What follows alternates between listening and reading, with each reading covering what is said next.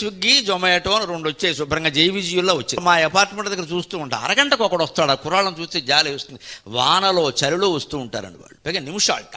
ఆ నిమిషం దాటితే వీడు ఛార్జీ ఇవ్వట. ఇంత రాక్షసమైన ఆలోచన. కష్టపడి పట్టుకొచ్చాడు కదా, ఇవ్వాలి కదా. వాడు ఆకలేసి ప్రాణం పోయిందా? వాడు ఏదో పెడతాడు ఒక ఆఫర్, మీకు టైం దాటితే చెప్పండి మీరు ఛార్జీ చెల్లించక్కల. వాడు ఆ ఛార్జీ చెల్లించకపోవడం ఎంత అన్యాయం అండి. అవతల వాడు ఏమైపోతాడండి ఆ కుర్రాడు? వాడి గురించి వాడు మన అబ్బాయి కదా, మన తమ్ముడు కదా, మనం ఆలోచించద్దా అని వీడు ఇక్కడ నొక్కేసి టైం దాటిపోయింది అనేస్తాడు. వీడికో 50 రూపాయలు 100 రూపాయలు 200 మిగిలిందనే తప్ప వాడు బతుకు ఏమైందండి? వాడు మనిషే కదా. వాడు ఇంతలా మూట మోసుకొని వచ్చాడే వెనకాల పెట్టుకుని. మనకి ఒకసారి అపార్ట్మెంట్లో లిఫ్ట్ లేకపోతే మెట్లు ఎక్కుతారే, నువ్వు నిమిషాలు ఎక్కడతావా మహానుభావ? మానవత్వమేనా?